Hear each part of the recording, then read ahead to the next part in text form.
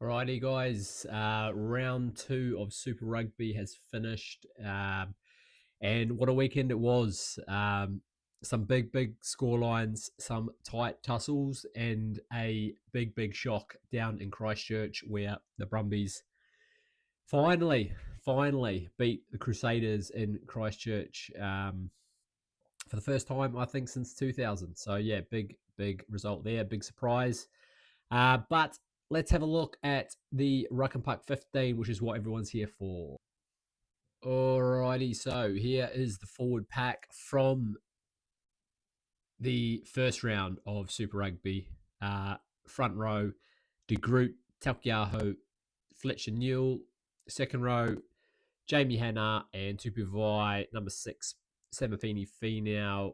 Ethan Blackadder at 7 and Luke Jacobson at 8. The bench, Fuzzy Tua, Slater, Dyer, that's your front row replacements. And then you've got Josh Lord and Dalton Papali'i also there as well.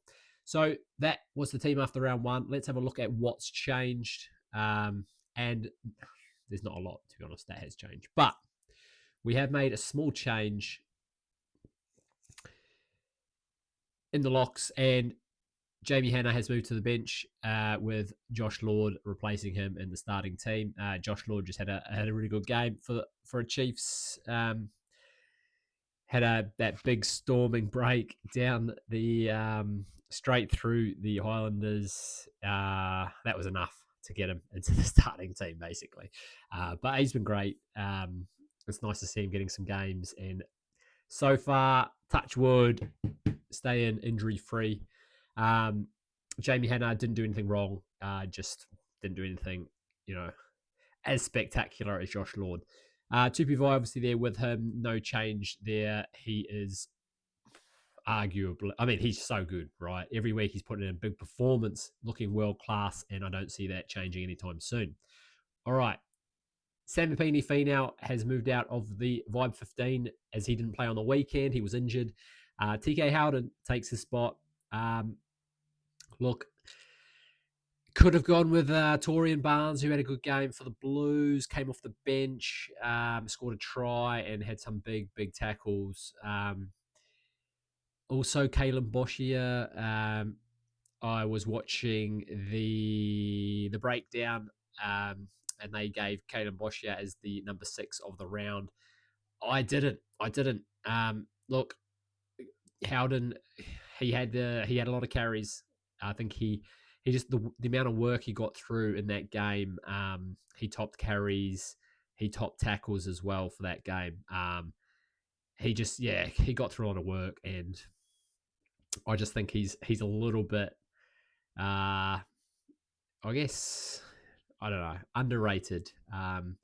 So he's gotten back into the team. Remember, we started with him at the start of the year, so he has taken back his number 6 jersey from Samapini Finau with Torian Barnes and Boschia knocking on the door. Maybe they get in there with another good performance next week, but we will see. No changes to the 7 or 8. But on the bench, we have a couple of changes. Now, obviously, this doesn't mean anything. It's not a part of the Ruck and Puck Vibe 15. It's just the players that are sort of knocking on the door. Fuzzy Tua remains on the bench despite a good game and a try for the Blues. George Bell. I really liked the way he started the season. He's had he started both games with Cody Taylor coming off the bench, and I think he's done really well. His ball carrying has been particularly good. Strong carries. He's scored a try. He might have gotten 2 this season already. He definitely scored on the weekends. Just really strong. Good tackler, some dominant tackles there as well. I wrote him off on at the during the All Blacks last season. He wasn't great, but he has shown that he's a decent ball player. So he moves into the bench and replaces Slater. Dyer remains in the bench as well. Jamie Hanna, obviously, we mentioned that he moved there from the starting team. And the biggest surprise is probably Braden Yossi has moved into the loose forward bench role at the expense of Papali'i. Now Papali'i didn't do anything wrong, but Papali'i's not going to be in the All Blacks this year. He's decided to go overseas, and Braden Yossi had such a good game on the weekend that I think he deserves to be, you know, uh, I guess recognised for it with a spot on the bench. So we'll see how he goes to back that up. But I just felt with while Papali'i didn't do anything necessary to lose his spot, Braden Yossi just performed really, really well on the weekend. So yeah, those are the changes to the forwards pack. Now we move on to the back line. Alrighty, this is the back line. Look, it's going to be a quick one because there are not too many changes. I think there's only one, actually. So let's just run through the team and how they performed on the weekend. Hotham at 9 keeps his spot. Thought he had another good game, and there really wasn't any other big halfback performances from any New Zealand players. I did it. Cortes Ratama didn't play. Xavier Rowe was okay. Fakatava I didn't think was great. Inari and Roygaard didn't really impact when he came on. Everything was, the game was sewing up really by the time he came on. I thought Christie was fairly average. So Hotham keeps his spot for another week. Josh Jackham at 10, again, for a lack of a standout performer, he keeps his spot. I thought Perifetta was really good as well for the Blues, but didn't think he did anything necessarily to take the spot over Jackham. Jackham, he did fluff one of his kicks, didn't he? Put it straight down the throat of Neatkins, who gave it to Tangitau, and Tangitau cut the Chiefs to shreds and scored. So that was a bit of a mark against him.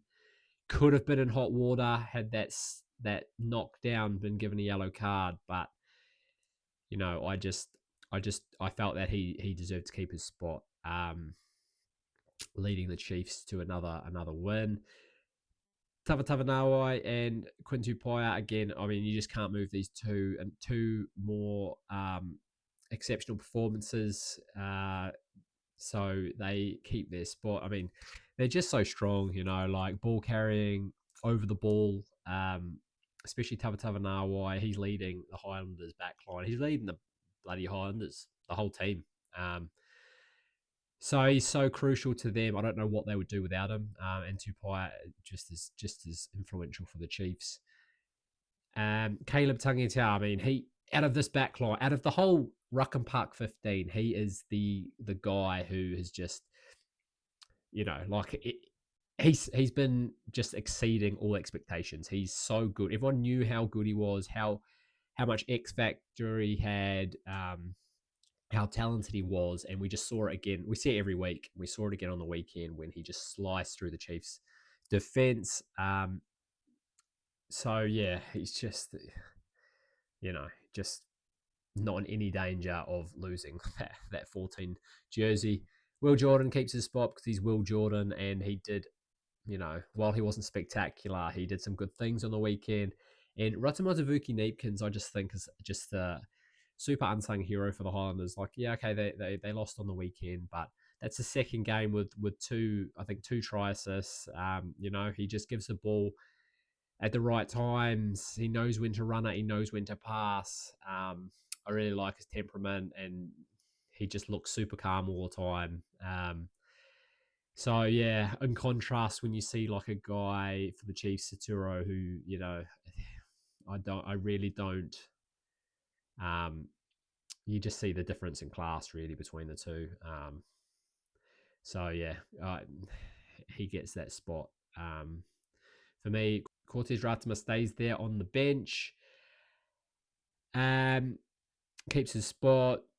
Perifetta as well keeps his spot for, again, we haven't really seen any other 10s asserting their dominance in the 10 jersey of the season. So Perifetta and Jackham are the only two so far.